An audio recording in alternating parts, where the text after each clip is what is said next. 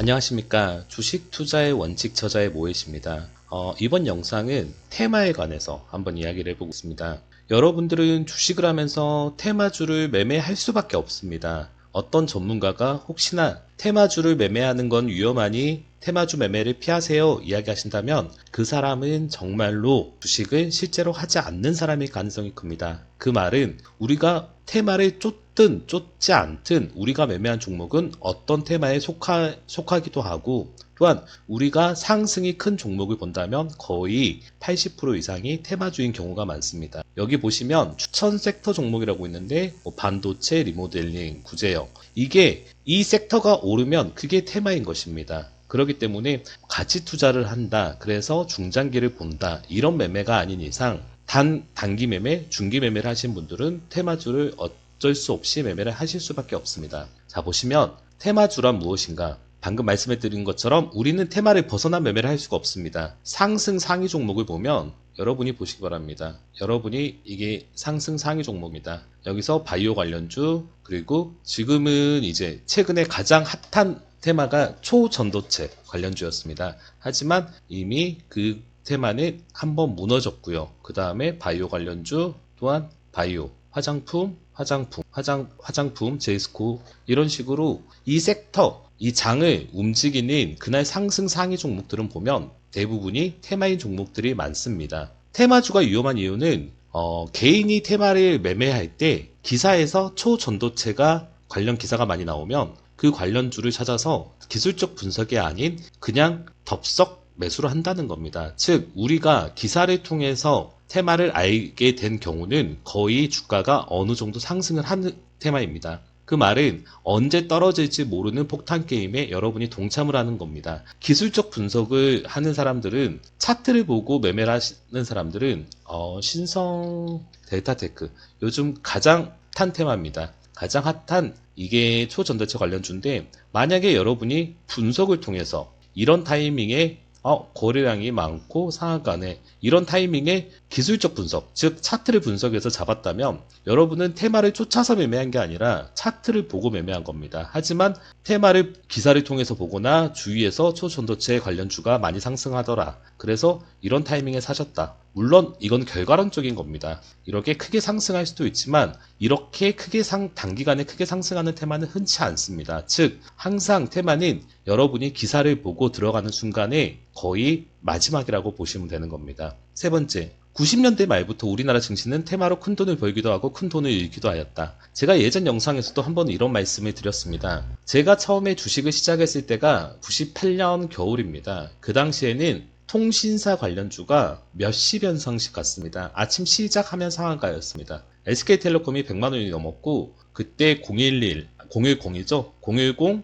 016, 017, 019, 이렇게 4개 통신사, KT, KTF, SK텔레콤, LG텔레콤, 이 관련주, 왜 그 테마가 유행을 했냐면, 나중에도 말씀드리겠습니다. 한 번 더 말씀드리겠습니다. 테마를 볼 때 가장 중요한 것이 그 테마가 우리 일상에서 실제로 보이냐 안 보이냐, 이 차이라는 겁니다. 그 당시를 예를 들어보면 그 당시에 줄이 없는 전화기, 지금 휴대폰이라고 하지만 그 당시에는 PCS라고 하였습니다. PCS가 처음으로 일상에서 사용이 되었습니다. 돈 있는 사람들, 그 당시에도 상당히 비싼 가격이었지만 돈 있는 사람들, 그리고 젊은 대학생들이 빚을 얻어서라도 PCS를 구매하던 시절이었습니다. 이제 막 휴대폰의 초기 모델이 대중화가 된 겁니다. 그렇기 때문에 통신사 관련주가 급등을 하였던 겁니다. 두 번째, 그 이후에 어떤 테마가 활성화가 되었을까요? 주식을 오래 하신 분은 아실 겁니다. 인터넷, 우리가 채팅, 아이러브스쿨부터 해가지고 인터넷 버블이 우리 일상에, 인터넷을 모르면 바보라는 얘기가 들릴 정도로 인터넷이 갑자기 대중화가 되었습니다. 그때 IT 관련주가 활성화가 되었습니다. 그리고 또 수많은 테마가 있었습니다. 가장 최근 테마로 여러분께 예를 들어 보겠습니다. 가장 최근에 어떤 테마가 유행이었습니까? 2차 전지 관련주. 이 차 관련주는 10여 년 전부터 많은 테마가 있었습니다. 곧 있으면 하늘을 나는 자동차가 생기고 사람이 운전하지 않는 자동차가 생기고 전기차, 수소차. 하지만 그 중에서 2차 전지 관련주가 뜬 이유가 뭘까요? 그거는 바로 우리 일상에 전기차라는 테슬라의 모델, 그리고 국내에서 생산되는 전기차, 전기 충전소가 생기기 시작하고 전기차가 보급이 되기 때문에 우리 일상에 다가왔습니다. 그렇기 때문에 우리 일상에서 보이는 테마는 테마이지만 안전한 테마라는 겁니다. 제가 이렇게 말하면 초전도체 관련 테마를 부정하거나 나쁘다고 하는 게 아닙니다. 저는 말씀을 드리는 겁니다. 초전도체. 여러분이 기사를 통해서만 보셨지만 기사를 통해서 보셨지 실제 여러분이 실생활에서 초전도체가 무엇인지 그거를 우리 일상에서 어떻게 사용하는지 보신 분이 있으실까요? 아직 없다는 겁니다. 10여 년 전에도 전기차 관련주, 수소차 관련주,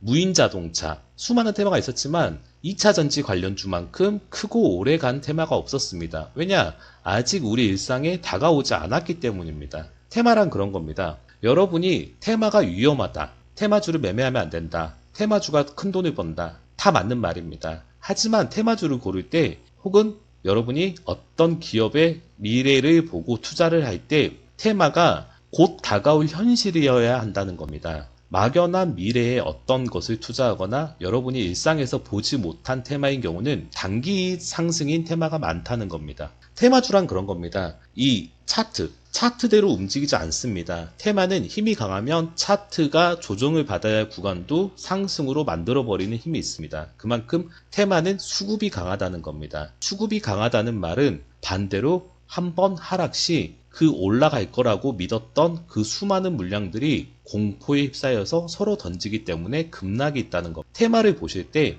여러분이 어떤 테마를 매매하시든 차트를 안 보실 수가 없습니다. 차트를 무시하고 이게 막연하게 2배, 3배 갈 거라는 기대 심리로 종목을 매매하신다면 여러분은 지금 현재 도박을 하고 계신 겁니다. 차트에서 여러분이 이제 막 상승을 시작하는 상승 초입 테마를 잡았다. 그러면 여러분이 설정한 목표가를 정하시고 나는 보면서 대응할 거야. 여러분은 전업 투자자가 아닌 이상은 하루 종일 컴퓨터 모니터 앞에 앉아서 그 차트를 쳐다보거나 거래량을 확인할 수 없는 겁니다. 그러다가 한번 하한가나 급락이 떨어지면 어제 먹은 게 아까워서 어제 가격만큼만 올라가면 팔아야지. 그러다가 다시 본전이 되거나 마이너스가 돼서 위험하다는 겁니다. 테마주의 가장 위험한 점이 무엇일까요? 여러분들은 어떻게 생각하시나요? 테마주의 가장 위험한 점은 이 수급 때문에 차트가 형성이 된다는 겁니다. 즉, 이 수급 때문에 차트가 급등 차트가 나왔기 때문에 이 수급이 무너지고 한번 상승 추세가 꺾이면 다시 이 고점을 찍기가 어렵다는 겁니다. 그 말은 기업의 가치, 실적 그런 것으로 상승을 한 게 아니라 오로지 기대 심리 그리고 매수세로 올라갔기 때문에 한번 꺾인 종목이 다시 올라가기 힘들다는 겁니다. 하지만 반대로 에코프로를 보시겠습니다. 충분히 꺾일 수 있는 흐름이었지만 다시 올라갑니다. 이게 왜 그러냐? 아까도 말씀드렸다시피 이 에코프로 2차 전지 관련주는 이미 우리 일상생활에서 수많은 전기차가 나오고 앞으로 전기차는 더 보편화되고 대중화가 된다는 겁니다. 그거는 우리나라에 국한된 게 아니라 전 세계적인 흐름이고 현재 우리나라 모든 대기업들이 2차 전지 관련 사업에 큰 투자를 하고 있다는 겁니다. 그게 현실화가 됐기 때문에 이 테마는 누구보다도 강하게 올라갔던 겁니다. 하지만 반대로 여러분이 보시는 중국 관광객이 와서 화장품이 많이 팔릴 것이다. 단기 테마인 겁니다. 그런 상승을 이처럼 몇 배 오를 거라고 기대하고 고점에서 사시는 실수를 하시면 안 된다는 겁니다. 그럼 테마주를 매매할 때 여러분도 아실 겁니다. 1등 테마주, 2등 테마주. 여러분이 자주 하시는 말입니다. 1등 테마주, 2등 테마주, 그리고 막차를 타는 테마주. 막차를 타는 테마주들은 개인들이 이렇게 홍보를 합니다. 자, 이제 세력이 갈아탄다. 하지만 테마주는 1등 테마주를 매매하는 게 좋습니다. 그 이유가 뭐냐? 여러분이 이 설명을 이해하시려면 예를 들어서 어떤 테마가 바이오 테마가 한번 유행한다. 그러면 그날 가장 빠르고 가장 크게 올라가는 종목을 1등 테마주라고 보는 겁니다. 1등 테마주의 기준은 실적도 아닙니다. 그리고 오로지 그냥 먼저 올라가는 종목이 1등 테마주인 겁니다. 1등 테마주, 2등 테마주. 그 테마에 관련돼서 그날 상승한 종목을 관심 종목에 싹 넣고 보시면 1등 테마주가 상한가를 찍으면 그 다음에 2등 테마주, 3등 테마주가 그 힘을 받쳐서 같이 올라갑니다. 여러분이 한번 찾아보시기 바랍니다. 장중에 보셔도 되고요. 그리고 1등 테마주가 상한가가 풀리면 2등 테마주, 3등 테마주는 그 이상으로 하락을 하는 겁니다. 이 말은 무슨 말이냐? 올라갈 때 1등 테마주는 올라갈 때는 가장 빨리 올라가지만 떨어질 때는 가장 천천히 가장 늦게 내리는 경향이 있다는 겁니다. 그렇기 때문에 여러분이 혹시나 1등 테마주를 매매하지 못하고 2등 테마주를 매수하셨다. 그랬을 경우에는 항상 1등 테마주와 같이 보시면서 1등 테마주의 거래량 그리고 현재 주가를 보시면서 대응을 하시는 게 좋다는 겁니다. 테마는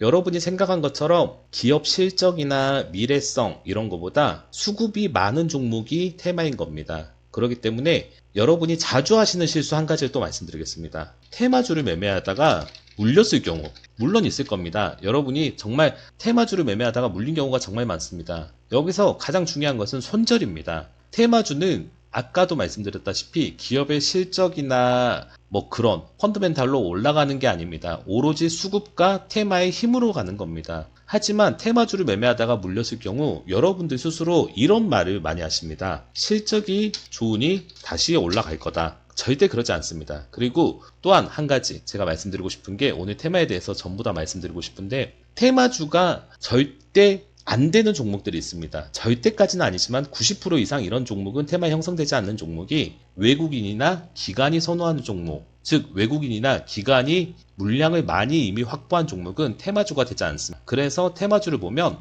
예전에 이런 말이 있습니다. 동전주가 급등한다. 1000원짜리 종목이 급등한다. 그 말은 외국인이나 기관이 선호하지 않는 시가총액이 작은 종목일수록 테마에 형성될 가능성이 크다는 겁니다. 그렇기 때문에 예전에는 테마주가 더 위험하다고 말을 했습니다. 하지만 요즘은 중형주, 뭐 만원 초반 종목, 뭐 5천원 이상 종목에서도 수많은 테마가 나오기도 합니다. 그런 종목들도 보시면 외국인들이 테마에 잘 동참하지 않는다는 겁니다. 외국인이나 기관이 이미 많이 보유한 종목은 테마에 동참하지 않는다는 점. 예전으로 따지면 안철수 관련 테마가 올랐을 때 여러분이 생각하시면 차백신 연구소가 1등 테마주가 돼야 될 것 같지만 실상 그렇진 않았습니다. 그런다고 차백신 연구소가 그 테마에 합류를 못한 건 아니지만 1등 테마주가 되지 못했습니다. 왜냐? 일단은 가격대가 상당히 높았고 그리고 이미 알려진 종목이기 때문에 그렇기 때문에 정말 테마라는 것은 여러분이 알다시피